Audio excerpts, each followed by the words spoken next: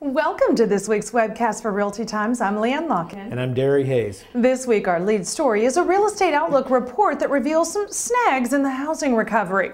It's as if home sales and housing starts have gone on spring break. Meanwhile, mortgage rates are slipping ever closer to the record lows. And in the city report, the same inventory shortage affecting the nationwide housing market is hurting home sales in towns throughout Massachusetts. In the advice segment for buyers, well, there's a beware report from the National Fair Housing Alliance, NFHA. Believe it or not, certain forms of discrimination remain legal in some states. And for sellers, San Jose, California real estate agent Robert Aldana sheds some light on special contract clauses sellers may need in today's hot housing market. All right, well, let's get started now with the news. The nation's existing home sales hit a snag in March, and new home sales are doing very little to help fill in the supply deficit, according to reports from Capital Economics. Don't worry that these conditions will hurt the housing recovery, however. Most analysts continue to see positive gains in the housing market in the months to come. That's right. On the existing home sales front, Capital Economics said sales declined 0.6% in March. Now, that's contrary to the traditional seasonal spurt in sales during the spring.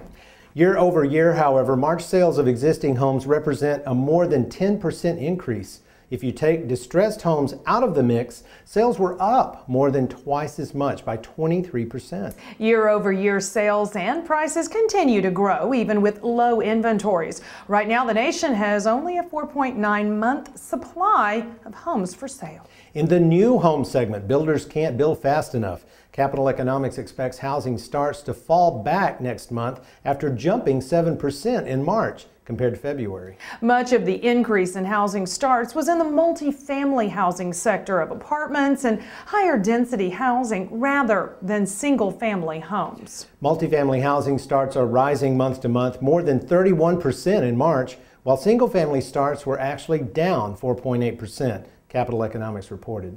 Home builders are also losing confidence in the single-family sector. The National Association of Home Builders Confidence Index fell to 42 in April, the third consecutive monthly decline. That's because building permits are down, falling nearly 4% in March. The decline in permits will likely become a decline in actual housing starts in April. Yes, there are some small snags in the home building sector. That's right, but home builders continue to face a short labor supply and high building material cost. And building lots that can be easily and quickly developed are, well, they're hard to come by, according to Capital Economics. However, buyer demand and low inventories in the existing housing market will continue to pressure builders to build. So true. There were 1 million housing starts in 2012, and that was the first time that many homes went up in 1 year since 2008. There's more to come. The National Association of Home Builders expects to surpass an annualized 1.3 million housing starts